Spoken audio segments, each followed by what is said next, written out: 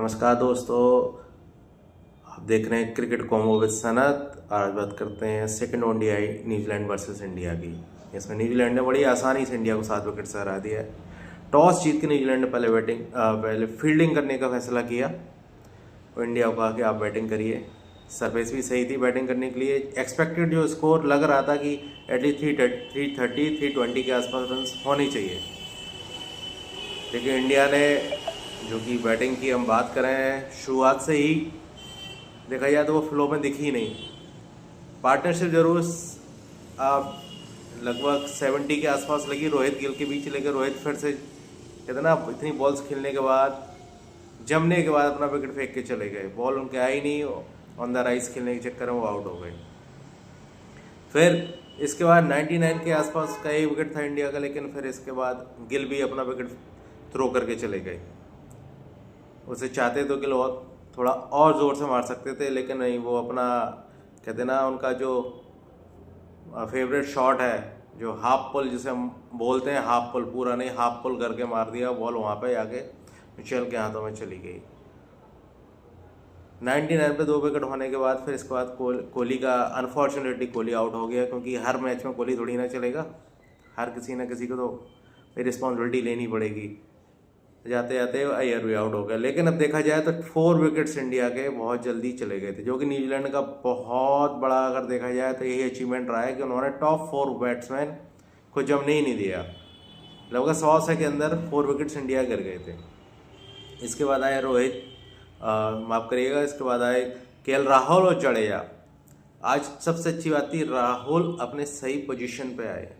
5वें नंबर उन्हें सूट करता है, और देखा जाए मैनेजमेंट और कोच को उन्हें 5th नंबर पे ही खिलाना चाहिए। बहुत ज़्यादा चेंजेस नहीं करनी चाहिए। बट वही है ना, इंडिया में तो भाई कोई भी आके बैटिंग कर सकता है, कुछ भी नहीं। पता चले कि कुलदीप यादव को आगे भेज दें, हर्षद राणा को आगे भेज दें, नीतीश रेड्डी को आगे भेज दें, कोई भी आके बैटिंग कर सकता है। तो ऐसा कुछ फिक्स नहीं है। हम लोगों को खुद नहीं समझ में आ रहा है ये वर्ल्ड कप की तैयारी कर रहे हैं कि अभी भी प्रैक्टिकल करते जा रहे हैं। केएल राहुल ने नो डाउट बहुत ही अच्छी बैटिंग की है। अगर केएल राहुल नहीं चलते तो इंडिया लगता 200 सवा 200 पे ही समट जाता। जडेजा केएल राहुल ने बैटिंग तो सही की है, पार्टनरशिप सही की, लेकिन बहुत स्लो की है। ऑलमोस्ट देखा जाए तो हर ओवर में 3 के हिसाब से ही 3 रन के हिसाब से उन्होंने पार्टनरशिप लगाई है। इंडिया के जो थर्ड 50 यानी 100 टू 150 रन पहुंचने में उन्होंने ऑलमोस्ट 94 बॉल्स कंज्यूम कर ली इंडिया ने। और टोटल अगर मैच की बात करें तो 136 डॉट बॉल्स खेलनी है, जो कि आज मॉडर्न डे क्रिकेट में कौन खेलता है 136 डॉट बॉल्स। अगर आप इस तरीके से खेलोगे तो आपका स्कोर तो 300 के आसपास पहुंच ही नहीं सकता, क्योंकि अच्छी बैटिंग पिच थी, अगर हम बोल सकते हैं। हाँ, शुरुआत में बॉल्स जो है ना, कई बॉल्स ऐसी थी जो एक्सपेक्टेशन से ज़्यादा नीचे रह रही थी, जो कि देखा जाए तो बॉलर्स के लिए काफ़ी हेल्पफुल रही है। जहाँ पे माइंड में आ जाता भाई 2-4 बॉल अगर नीचे रह जाए तो बैट्समैन ये सोचता है कि भाई ऐसा ना हो कि यार ये भी बॉल ना नीचे चली जाए, तो थोड़ा चौकन्ना हो जाता है। ओवरऑल इंडिया ने जो टारगेट दिया है वो सफिशिएंट रही नहीं इंडिया के लिए, क्योंकि जो इंडिया की जो बॉलिंग लाइनअप थी वो तो देखा जाए तो कहीं ना कहीं लगी नहीं रही थी कि यार ये इंडिया की बॉलिंग लाइनअप है। अर्ली 2 विकेट्स लेने के बाद पता चला कि वो मैच धीरे धीरे हाथ से निकल गया। यहाँ यंग और मिशेल ने इतनी ज़बरदस्त बैटिंग की है कि वही मिशेल तो ऐसा लग रहा है कि भाई इंडिया के तो फेवरेट हो गया वो। कोई भी बॉलर आए, स्पिनर आए, फास्टर आए, उससे तो भाई लास्ट मैच में भी बहुत अच्छा खेला था, इस मैच में भी उसने नॉट आउट 131 रन बना के मैच जिता दिया।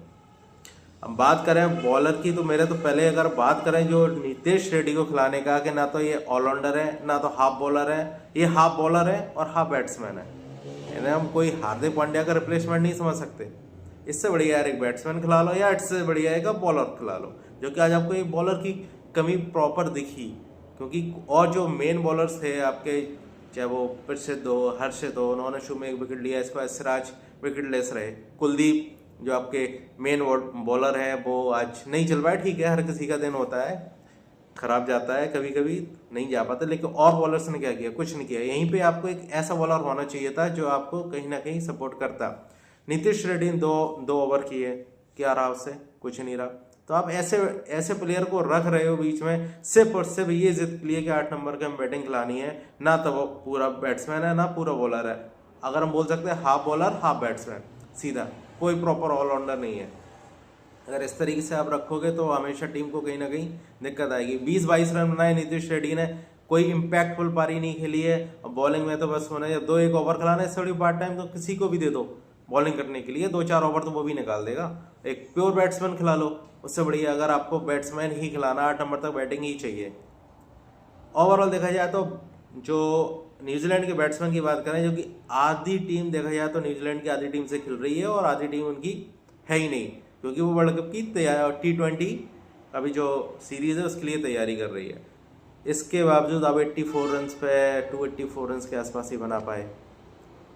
पहले मैच की अगर बात करें तो पहला मैच भी इंडिया ने बड़ी मुश्किल में जीता, लेकिन ये तो 1 साइडेड मैच रहा है, जहाँ पे बड़े आसानी से न्यूजीलैंड ने 7 विकेट से हरा दिया इंडिया को। Kuldeep Yadav 9 over 75 run, 1 wicket out हुए। लेकिन अब एक बात करें सबसे ज़्यादा यहाँ पे आप बात करते हैं फील्डिंग की। इंडिया की फील्डिंग बहुत ही ऑर्डिनरी आज के मैच में, जहाँ पे उन्होंने 1 ओवर में 2 बार मिशेल को आउट करने का मौका मिला, लेकिन वो वहाँ पे चूक गए। एक तो रन आउट और दूसरा सिंपल कैच था, जो कि होना चाहिए था, इंटरनेशनल क्रिकेट में होना चाहिए था। प्रतिशत के दौरान कैच छोड़ दिया है, वहाँ पे आराम से पहुँच गए थे, फिर भी वो कैच उन्होंने ड्रॉप कर दिया है। अगर वहाँ पे वो कैच ले लिया आता तो हो सकता है वो टर्निंग पॉइंट हो सकता था मैच का। एनीवेज, मुझे तो अब ये लग रहा है कि इस न्यूजीलैंड की आधी अधूरी टीम से भी इंडिया इस तरीके से स्ट्रगल कर रही है मैच जीतने के लिए। फर्स्ट मैच की भी बात करें, वहाँ पे भी स्ट्रगल किया और ये तो हार ही गई। इसमें स्ट्रगल की क्या बात है, ये तो हार ही गई है। विलियंग ने बहुत ही शानदार बैटिंग की है, 87 रन बनाए, जिनकी पार्टनरशिप से ही वो इंडिया को इस मैच से दूर रखा है उन्होंने। और अगर जब न्यूजीलैंड बैटिंग करने आई तो कहीं भी ऐसा फील ही नहीं हुआ, ऐसा कहीं 1% लगा ही नहीं कि इंडिया मैच में है, एक्सेप्ट पावर प्ले की हम बात करें तो 2 विकेट उन्हें मिले। इसके बाद तो फिर पूरे थ्रू आउट जो मैच रहा है, इतना लंबा मैच होता है 50 ओवर्स का, उसमें कहीं इंडिया लगी ही नहीं कि इंडिया मैच में है।